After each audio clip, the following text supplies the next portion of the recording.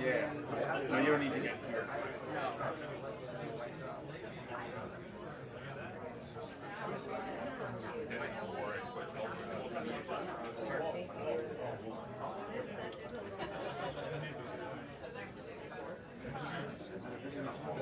What? Like, One sees this. 5 feet.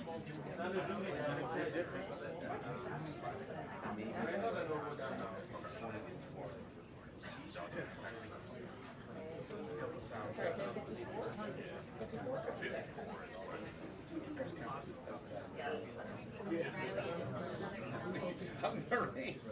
Out in the rain, yeah. A whole bunch of holes in there.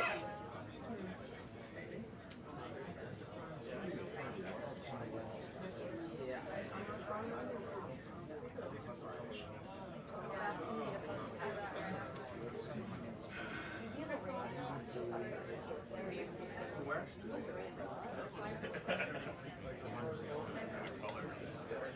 When did you get back? Friday night.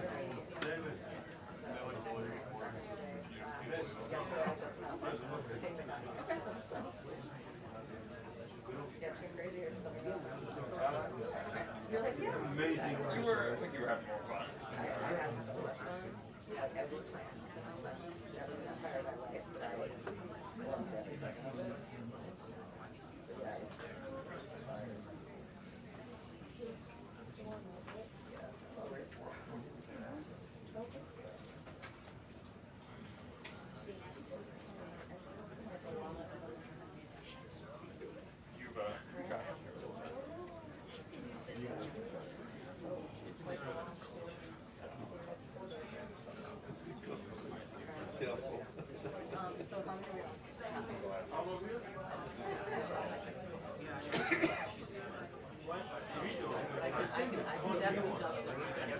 You've got Once I get this, I'm going to be bringing it over to everyone, especially the Q&A.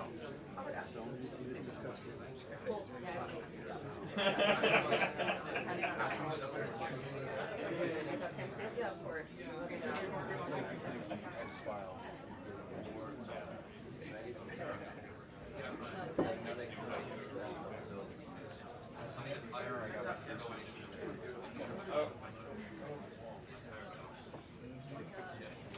Right. It's like very. Look back at it now. Retired here. For our lives.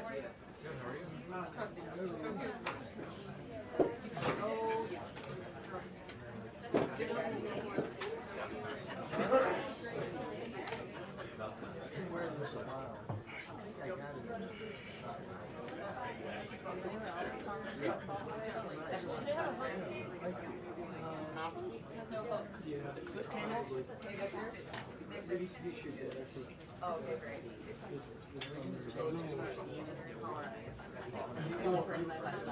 He's taller. never gets old.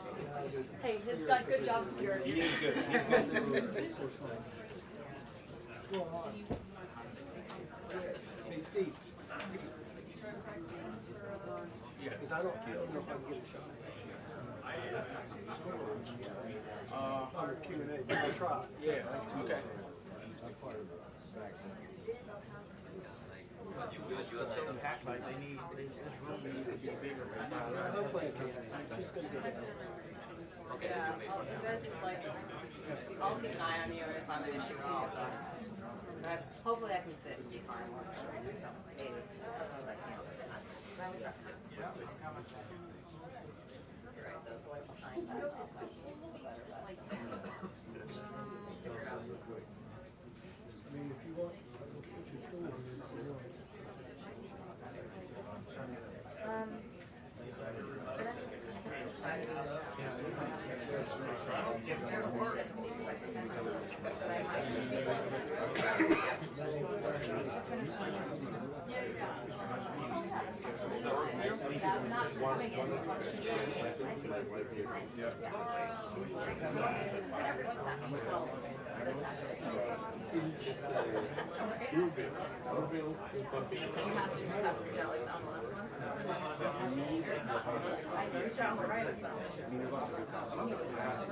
Some of the Italians do something that other people cannot replicate. Yeah. But then afraid. So many pictures. You can get, like, if you buy one pack at Giant, you can get $6.50 pack. If you buy like a box of 20, oh, no, they're really cheap. Yeah, it's like, because it's a market.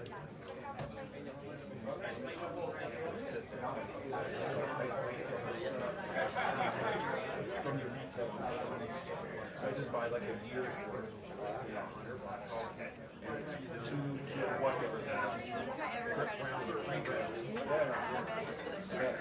And I do a floral. So I have really soft metal.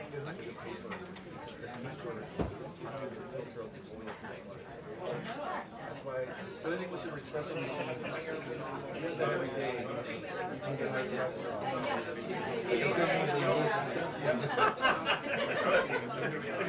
Cafe and I'm drinking like the sugar cushion on the I do that stuff.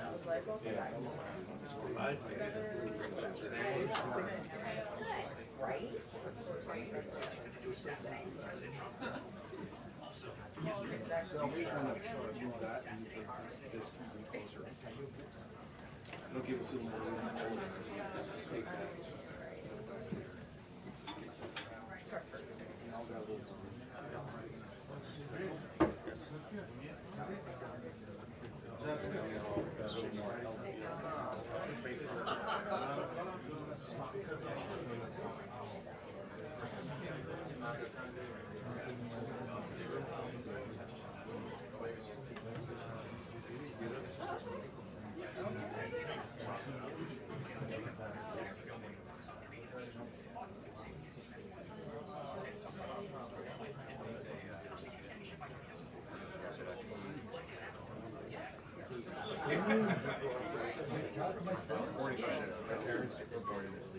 So my whole street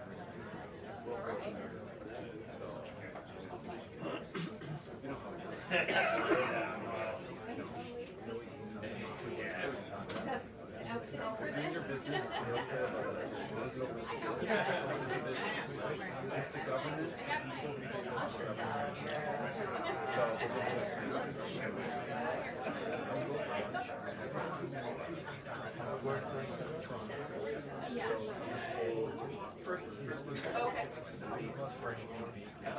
All my friends are like the organization. Wonder Bread. I had like, I think we're all for the belong. you know what I'm talking about? Yeah. You got an amazing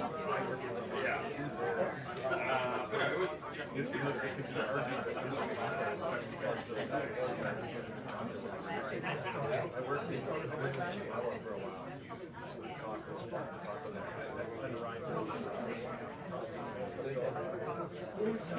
Yeah. But would that have a fresh channel? It's like the biggest hamburger ever.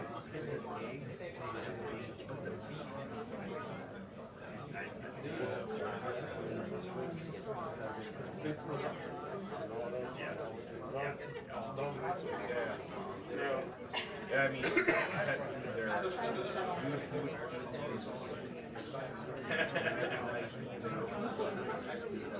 well, good luck to that. Good. Oh, yeah. There, you get a stack of turkeys and a thing of meat and cheese and peppers. You make it many one price.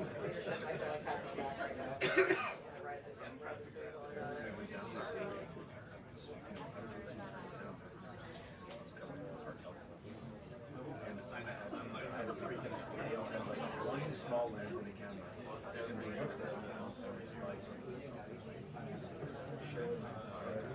So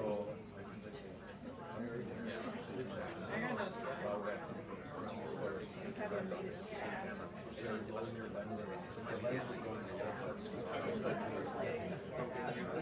was like a community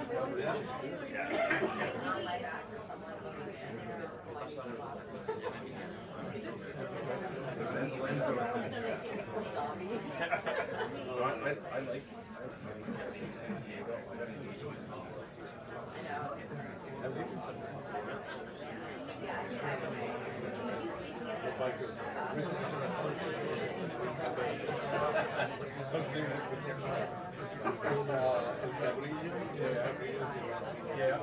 Otherwise, it's not very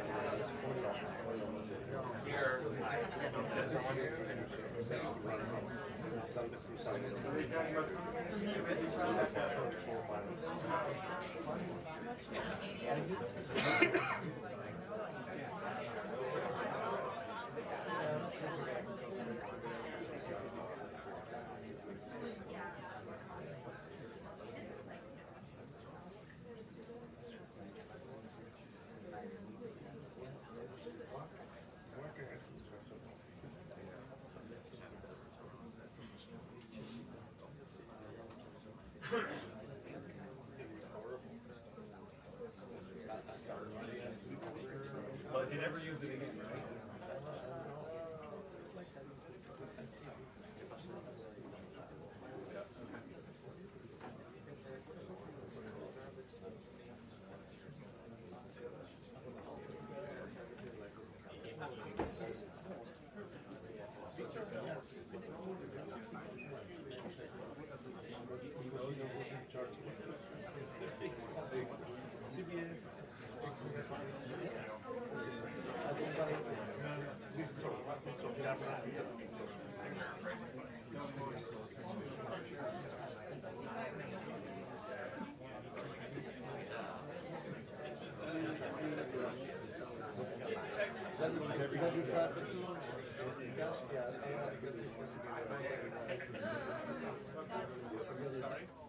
Same thing.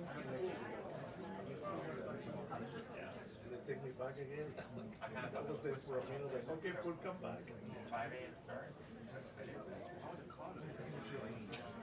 Yeah. Yeah, it doesn't have that.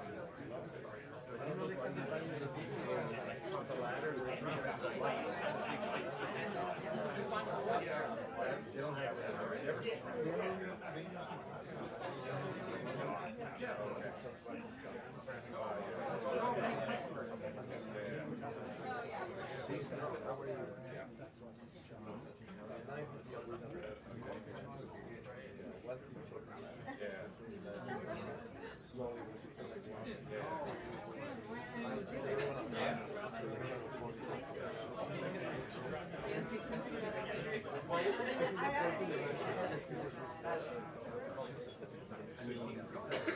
Got 2 hours. Well, so this is weird. John, great racing. I cut it up. Now, this thing like must be perfect.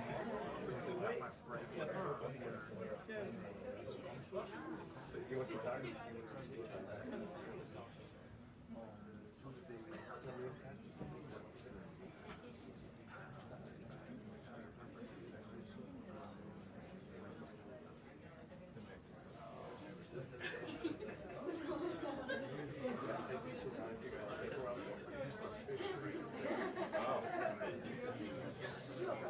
What years were you? The 1980s, 90s?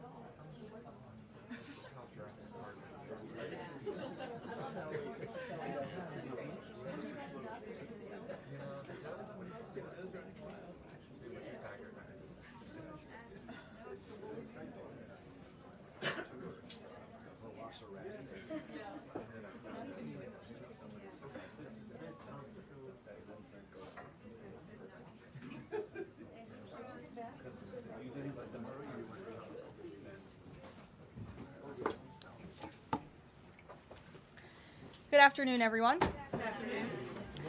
Under the leadership of President Donald J. Trump, the rogue Iranian terrorist regime is being absolutely crushed. 47 years of tolerating and enabling the world's leading state sponsor of terrorism are over. Iran's murderous terrorist leaders are paying for their crimes against America, and they are paying in blood.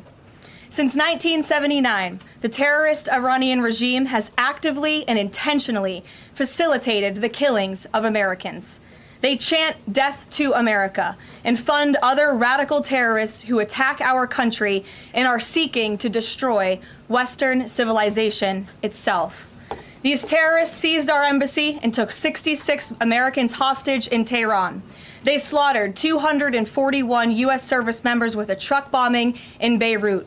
They killed and maimed hundreds of American service members in Iraq. And this is just a small fraction of their blood-soaked record. Prior leaders have been too weak and ineffective to address this threat. Some, like Barack Hussein Obama, even sent pallets of cash that ultimately financed this terrorist crusade against the United States and our people, while signing stupid and naive deals that put Iran on the path of developing nuclear bombs. After years of endless appeasement and empty statements from politicians on both sides of the political aisle in this town, President Trump is finally the man of action. President Trump is holding these monsters accountable and permanently extinguishing their nuclear ambitions. Future generations of Americans will look to this moment as the moment where the specter of a nuclear armed Iran ended.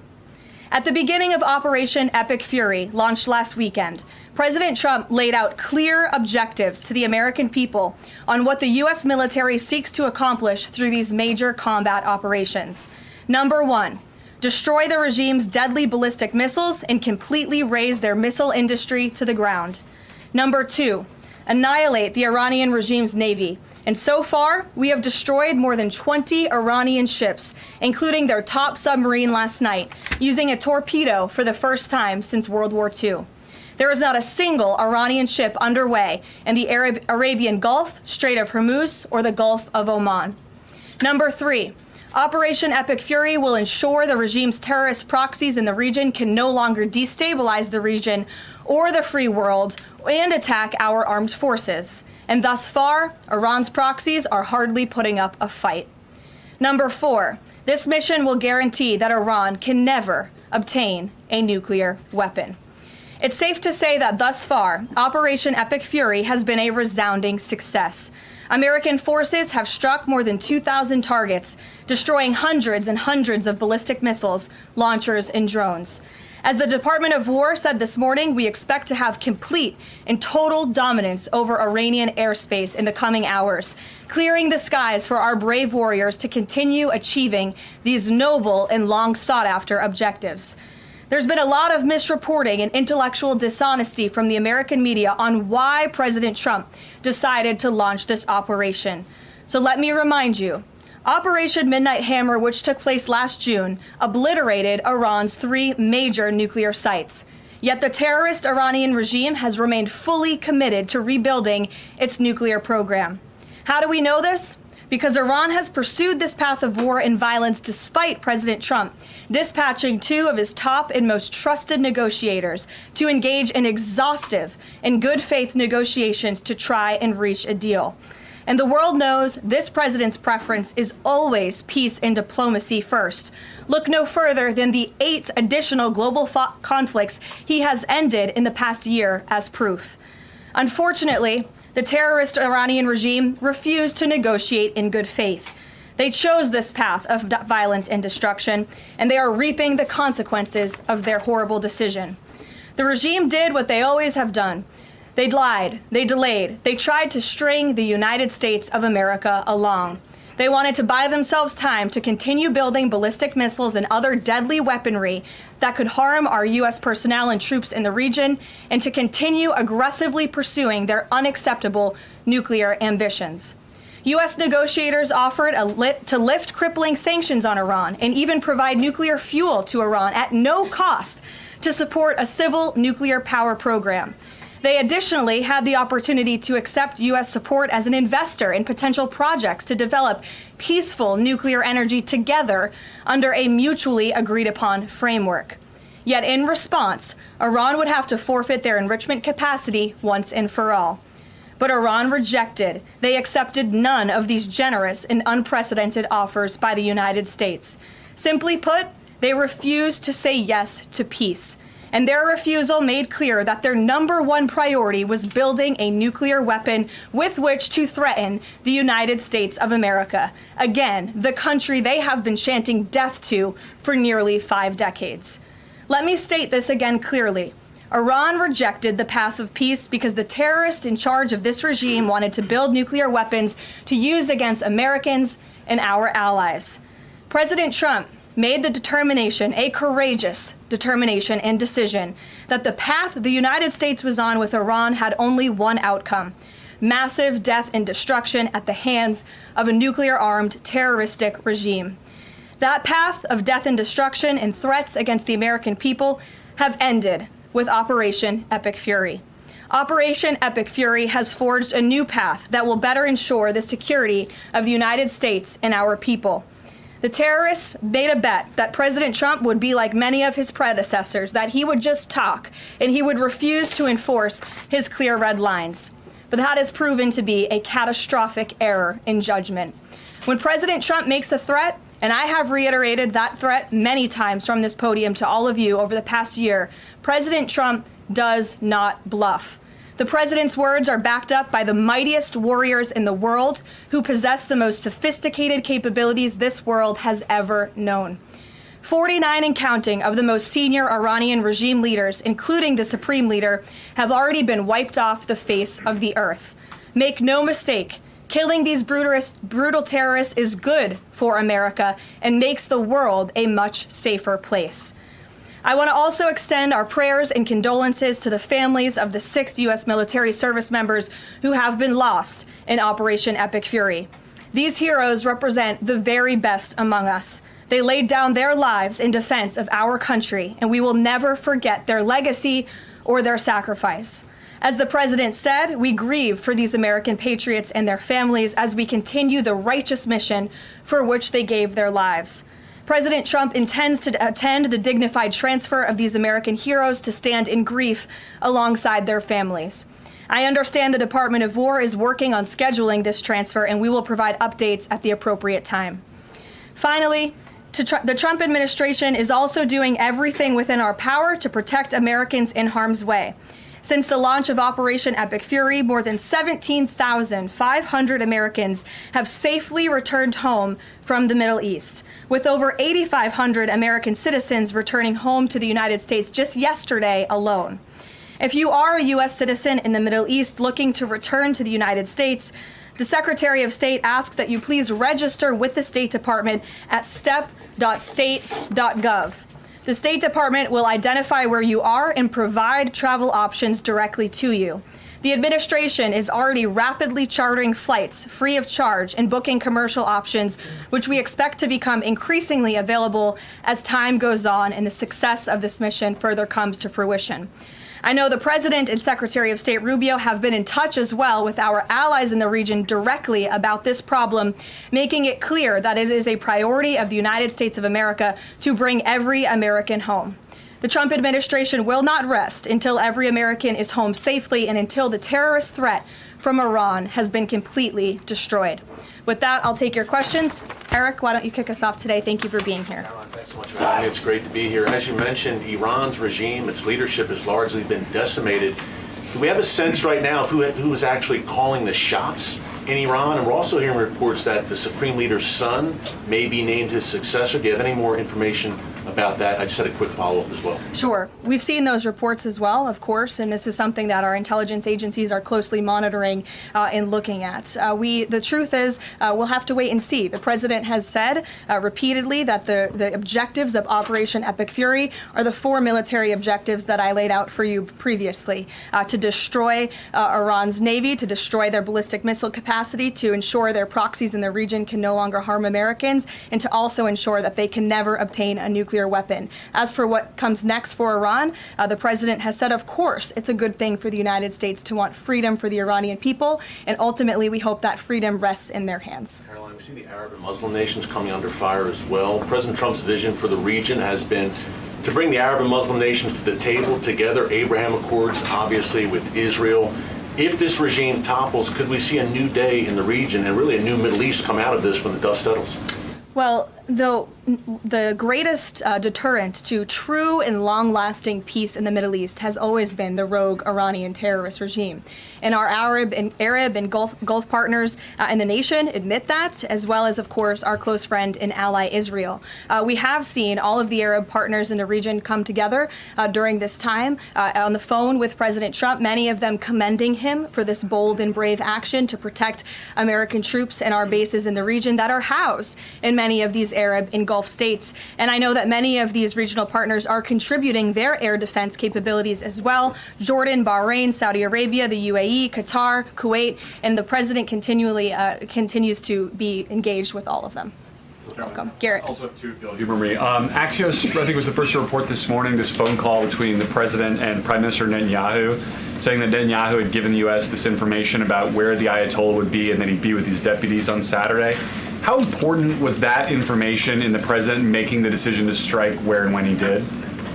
I think it was important with respect to the timeline, but I think the president, prior to that phone call, had a good feeling that the Iranian regime was going to strike the United States assets and our personnel in the region. And the president was faced with a choice. Does the United States of America use our military and our capabilities to strike first, to take out this threat that has been threatening our country and our people for 47 years, or is he going to, as commander-in-chief, sit back and watch as the rogue Iranian regime attacks our people in the region? That's obviously an unacceptable decision. For the second choice there is unacceptable to the president, which is why he made this decision. As for where the Ayatollah was going to be, that obviously had an impact on the timeline of the operation, but not quite the president's decision in its entirety. And then on the way the public is viewing this, we were sitting here last week. I asked you if the president was going to make this a big part of the State of the Union, if he felt like he had to sell the possibility that he'd do strikes like this. We're now 5 days on. He hasn't done kind of the traditional speech to the nation part of it. Does the president believe the country supports the actions that he's taken so far in Iran?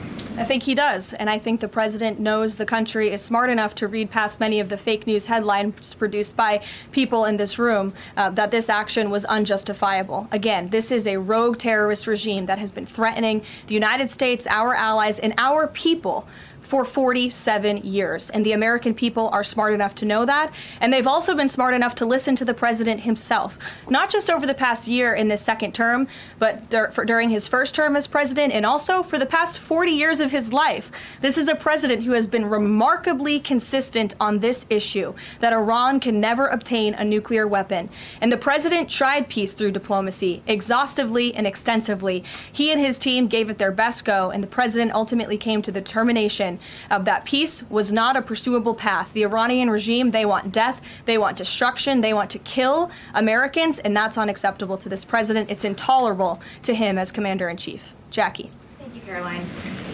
Obviously seen the update from the State Department on the 17,500 Americans that have already come back, including some 8,000 just yesterday. There are still 6,000 that are looking to get out, as I understand it. And just in the context of what you just told Garrett about the president's decision on a timeline, if he had decided to do this strike before receiving, the specific intelligence about the meeting on Saturday, should there have been more done in advance of the strikes to try to get those Americans in the region resources and information to get home before day 3 of the war? There was many signs put out by the State Department, and I wish that everyone in this room would report on them. The Secretary of State issued level 4 travel advisories dating back to January for many of these countries in the region. On January 14th, the U.S. mission to Saudi Arabia advised personnel and Americans to exercise increased caution and limit non-essential travel to any military installations.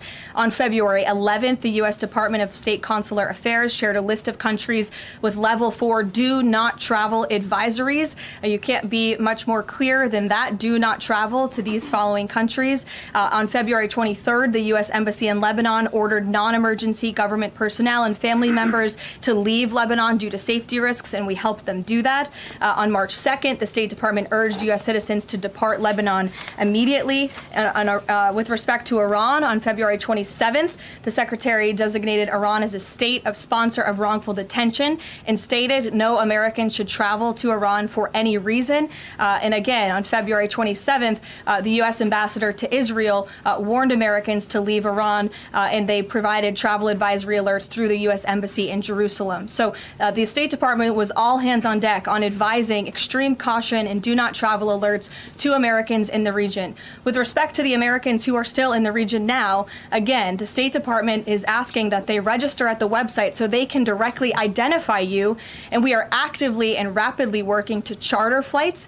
There is some commercial flights that are taking off intermittently from these countries, and we plan to get Americans on board as quickly as possible, again, free of charge to them. And we have some additional measures that I think will be announced in the coming days. Again, I can also reiterate from the president's perspective, this is something he's brought up directly with our allies and partners in the region, that we expect their help in getting Americans home, and we will do that, and we will not rest until every single American is returned home safely. Thank you. And then one follow-up just on how people might be experiencing this at home.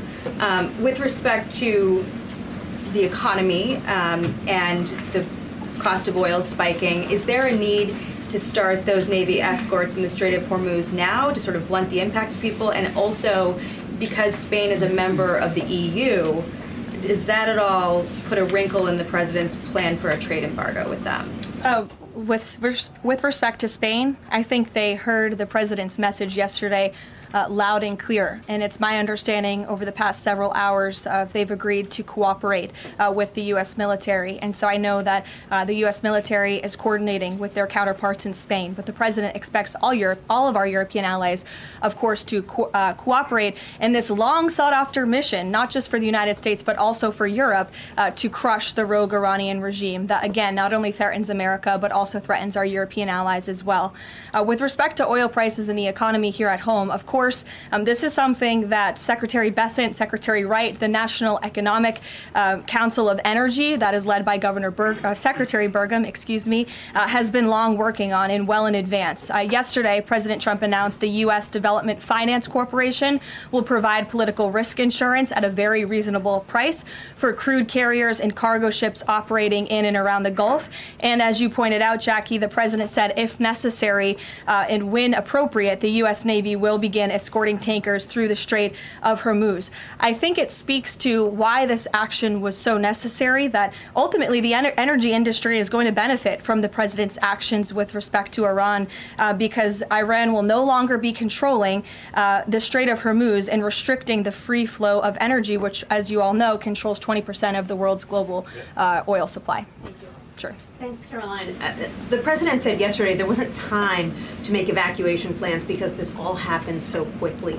Given how critical the president has been of the chaotic evacuation from Afghanistan by the last administration 5 years ago, why wasn't there more of a focus on evacuation plans from the Middle East that could have been at least put in place, ready to go before the strikes this weekend? Again, I just laid out for you that there have been plans in place and that the State Department has been very clear to the American people traveling within this region not to travel to these regions. We gave notices to leave immediately the countries where these Americans were within. And unlike the previous administration, we actually have a number. We actually have identified the number of people in the region who have requested help. We are in direct contact and engagement with them.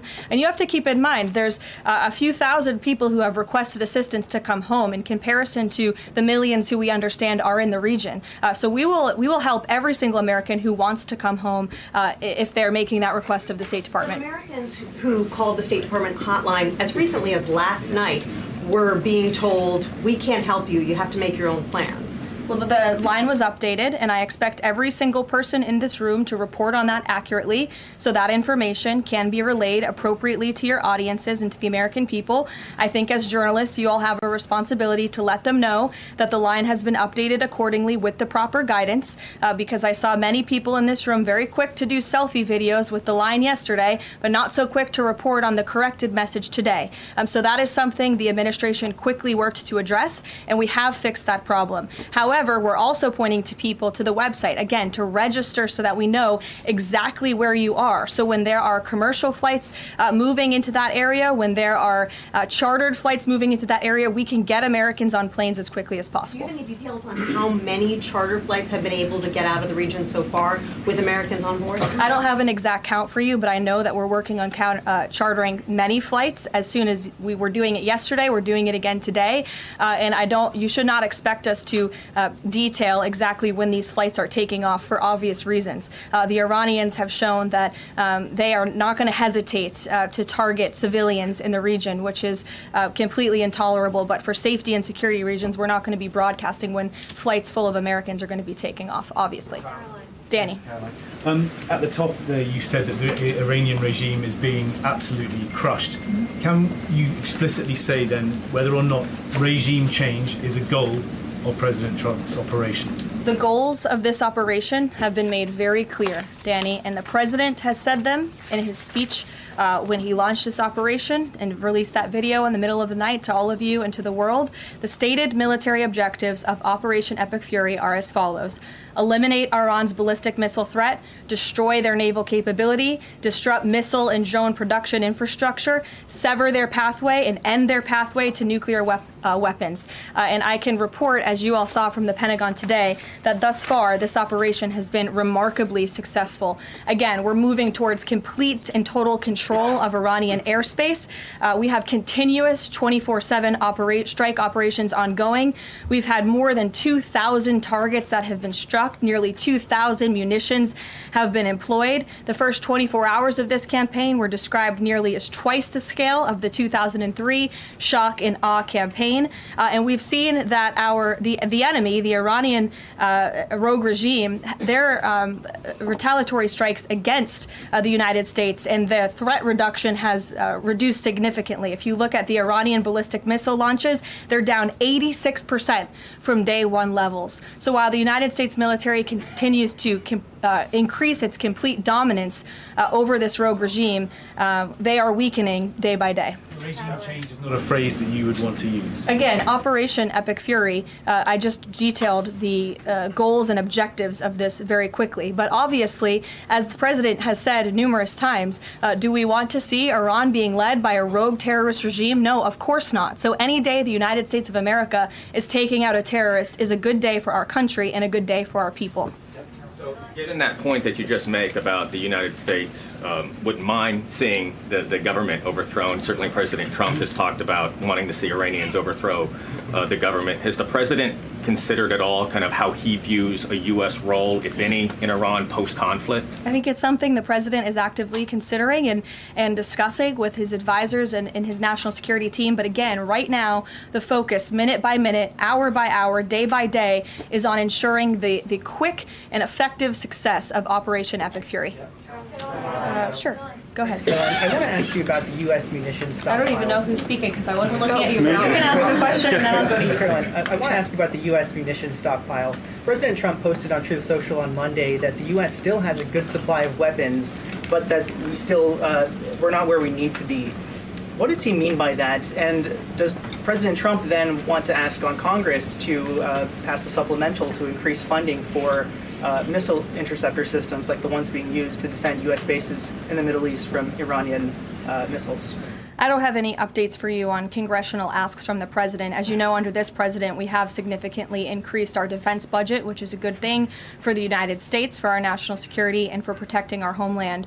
With respect to munitions, ammunition, weapon stockpiles, the United States of America has more than enough capability to not only successfully execute Operation Epic Fury, but to go much further. And we have weapon stockpiles in places that many people in this world don't even know about. However, the president in that post was pointing out that, unfortunately, we had a very stupid and incompetent leader in this White House for 4 years who gave away many of our best weapons for nothing, for free, to another country very far away by the name of Ukraine. So the president was pointing out how that was an unwise decision, but nevertheless, don't doubt the strength and the might of the American military. And I will also add, President Trump has rightfully been calling on defense contractors in this country to rapidly and aggressively produce American-made weapons because they are the best in the world, and the president always likes to get things done as quickly as possible, and so he's been quite vocal in his efforts to try to speed up our defense industry to protect our homeland. Caroline, go ahead. Caroline, could you tell us about the president's current thinking about ground troops and whether they could be used? If they were to be sent into Iran, what would they be used for? What's the situation of that? Well, they're not part of the plan for this operation at this time, but I certainly will never take away military options on behalf of the President of the United States or the Commander-in-Chief, and he wisely does not do the same for himself. I know there's many leaders in the past who like to take options off of the table without having a full understanding of how things could develop. So again, it's not part of the current plan, but I'm not going to remove an option for the president that is on the table. Sean. Did the United States airstrike a girls' elementary school and kill 175 people? Not that we know of, Sean, and the Department of War is investigating this matter, and I would just tell you very strongly, the United States of America does not target civilians, unlike the rogue Iranian regime that targets civilians, that kills children, that has killed thousands of their own people in the past several weeks, and uses propaganda quite effectively, and unfortunately many people in this room have fallen for that propaganda. So I would caution you from pointing the finger at the United States of America when it comes to targeting civilians, because that's not something that these armed forces do. Reagan. Thanks, Caroline. Prior to the Iran conflict, the SAVE Act was really the focus of the news cycle. Is the SAVE Act still a priority for the administration? Absolutely. Could you just provide an update on the administration's talks with Congress to get the SAVE Act through?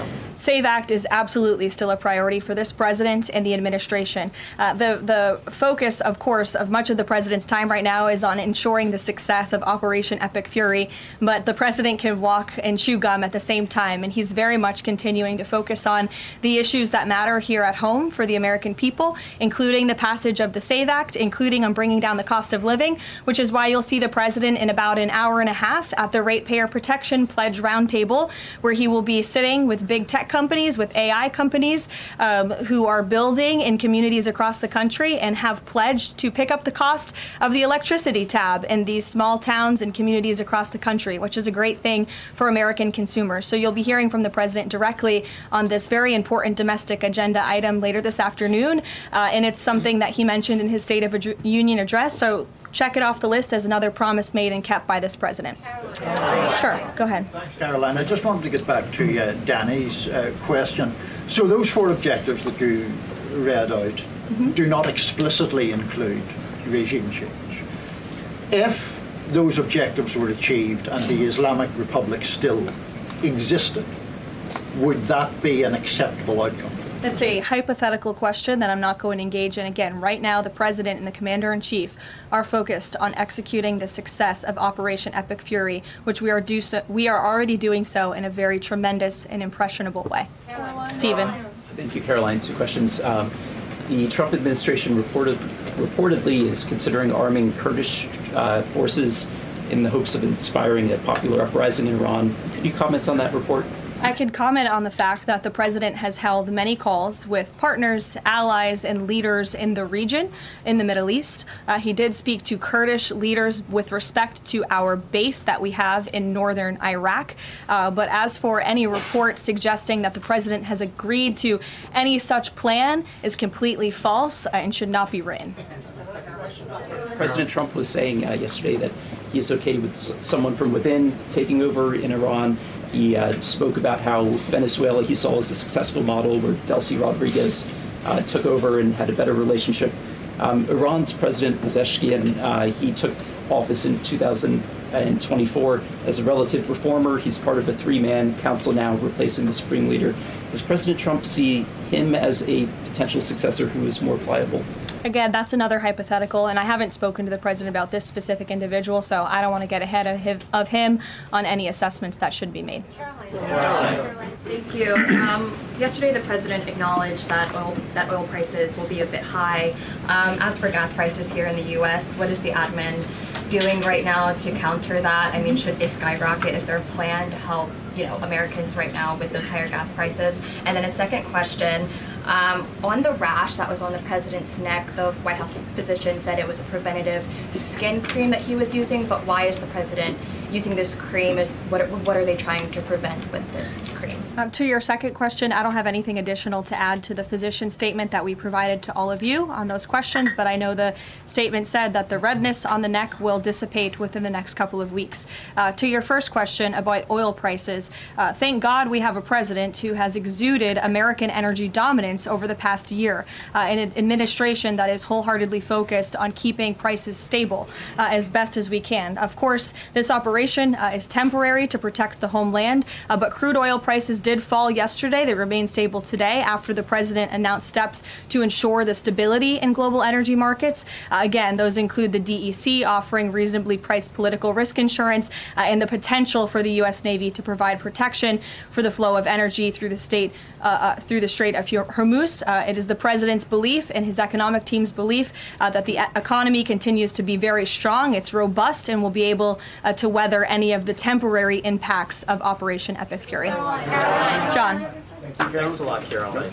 Just to follow up to that, the timeline for making the Strait of Hormuz safe for oil tankers to transport their oil through the strait, what is that timeline, and what can the President do to speed up that timeline? I don't want to commit to a timeline, but certainly it's something that is being calculated actively by both the Department of War and the Department of Energy. They're working very closely. Both secretaries are in all of the briefings on this subject with the President, and this is, again, something they're monitoring. And if and when necessary, the United States Navy will provide assistance to escort oil tankers through the strait. Caroline. Sure, in the blue. Thank you, Caroline. You're not in blue, Andrew. Go ahead. Yeah, thank you. Well, I guess you are, sort of. I'll go to you after. You had mentioned about the commercial aircraft being used for the evacuations. What about the use of military aircraft? Would that happen in conjunction with that or subsequent to? That is something that is definitely underway, and of course we're going to use that in conjunction. We want as many planes, whether they're chartered, commercial, or military, taking Americans out of the Middle East and returning them safely home. So yes. Andrew, go ahead. You're welcome. At the top of the briefing, you listed a long list of grievances against the Iranian government, going back to the takeover of the embassy in '79, barracks bombing in the 80s, etc. But no one from the administration has laid out the imminent threat that was supposed to be taken care of by this. And the rationales offered by, say, Secretary Rubio, the President's National Security Advisor, said that the threat was retaliation against American interests from Iran after Israeli strikes. The president says it was his own feeling that Iran was going to attack. Why is it that across the administration you can't say what the imminent threat against the United States was that required us to launch this? And also, Prime Minister Starmer told Parliament today that his reason that he didn't allow the use of British bases was that he was not satisfied that there was a lawful basis and a viable, thought-through plan. Was there an attempt to provide the UK government with a legal basis for these strikes and a viable, thought-through plan? To the first question, I completely reject the premise of your question. You have had the President of the United States, the Secretary of War, the Chairman of the Joint Chiefs, the Vice President of the United States, the Secretary of State, and now I am out here today to explain to you exactly what led the President to make the decision to launch Operation Epic Fury. And President Trump does not make these decisions in a vacuum. This decision to launch this operation was based on a cumulative effect of various direct threats that Iran posed to the United States of America, and the president's feeling based on fact that Iran does pose an imminent and direct threat to the United States of America, based on the fact that they are the world's leading state sponsor of terrorism, based on the fact that they were rapidly and aggressively building up their ballistic missile program to give themselves immunity within their country alongside their navy, so that inside their country they could continue to create nuclear weapons and nuclear bombs, which would of course pose a risk to Americans in the region and even Americans one day here at home. And then another point on this is the president found that through these extensive, exhaustive, failed negotiations with Iran, that they were hell-bent on death and destruction. So again, the president was not going to be just another president on a very long list who sat back and stood by and passed the buck of this direct threat to the next administration. The president had a feeling, again, based on fact, that Iran was going to strike the United States, was going to strike our assets in the region, and he made a determination to launch Operation Epic Fury based on all of those reasons. And I would like the media to actually report on all of them, rather than just picking sound bites from one person in this administration and saying, oh, they're contradicting the other person. No, again, these decisions are not made in a vacuum. They are made by the president's feeling that Iran was going to strike the United States and our assets in the region, and he was not going to sit back and watch that happen. The determination was made that the president was going to strike first alongside Israel, and that has obviously been proven to be the right decision and an effective one at that. Libby, go ahead. Thank you, Caroline. A two-part question for you. First, has the president spoken with the family members of those U.S. service members that were killed?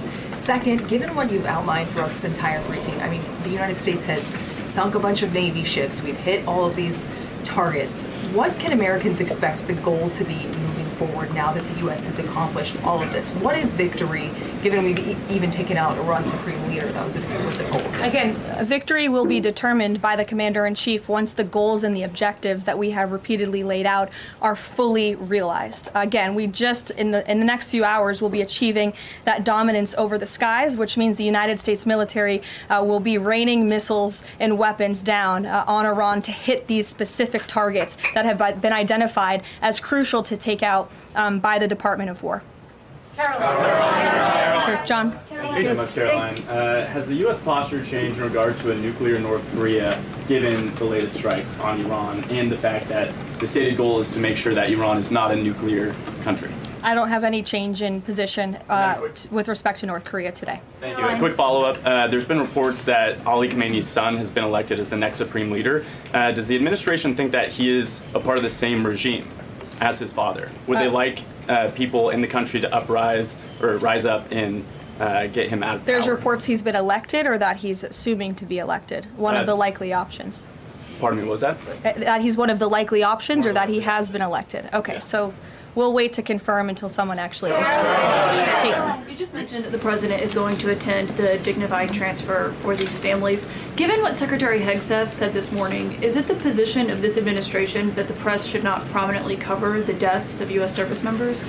No, it's the position of this administration that the press in this room and the press across the country should accurately report on the success of Operation Epic Fury and the damage it is doing to the rogue Iranian regime that has threatened the lives of every single American in this room. If the Iranian regime had their choice, they would kill every single person in this room. And so we can all be very grateful that we have an administration and that we have men and women in our armed forces who are willing to sacrifice their own lives for the rest of us in this room and for every American across the country and for every troop that is based in the Middle East. That's what these... Secretary Hegseth was complaining that it was front page news about these 6 service members who were killed. That's not what the Secretary said, Caitlin, and that's not what the Secretary meant, and you know it. You know you are being disingenuous. There is not... We've never had a Secretary of Defense who cares more. Get through or tragic things happen. It's front page news. I get it. The press only wants to make the president look bad. Yeah, as you know, we cover the deaths of U.S. service members under every president. The press does only want to make the president look bad. That's a fact. Especially you. No, listen to me. Especially you and especially CNN. And the Secretary of Defense cares deeply about our war fighters and our men and women in uniform. He travels all across this country to meet with them, to connect with them, and your network has hardly ever probably reported on that. You also had the chairman of the Joint Chiefs, Chairman Kane, who's a brave patriot, standing alongside the Secretary at the Pentagon this morning, again expressing his condolences to these families. And I just told you that the President of the United States will be attending their dignified transfer. So please, that's not making the president look bad. That's showcasing that. We expect you to cover that as you should. We expect you to cover that as you should, Caitlin. But you and your network know that you take every single thing this administration says and tries to use it to make the president look bad.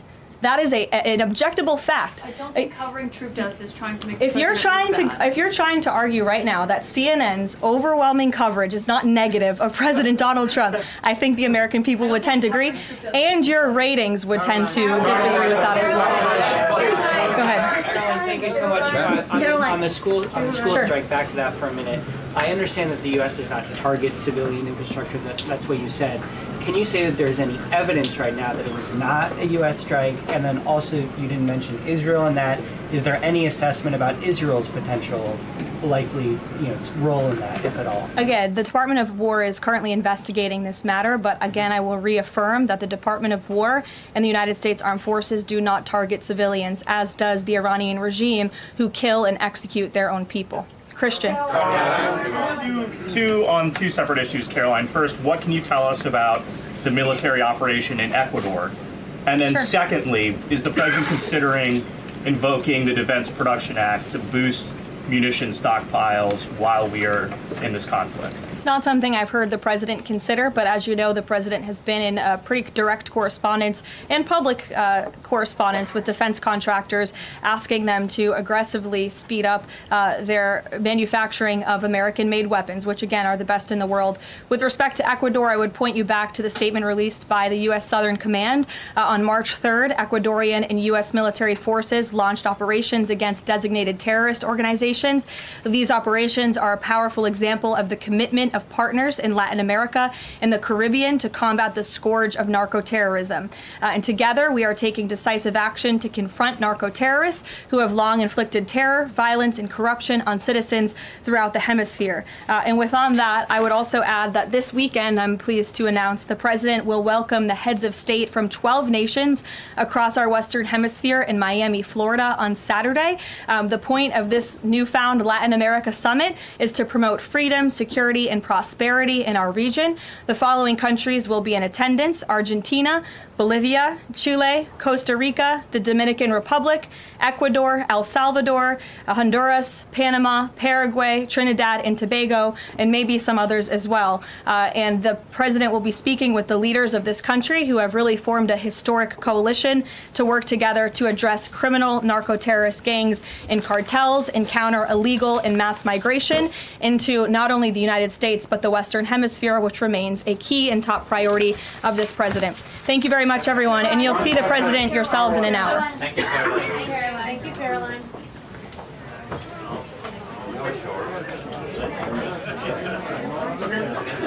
was.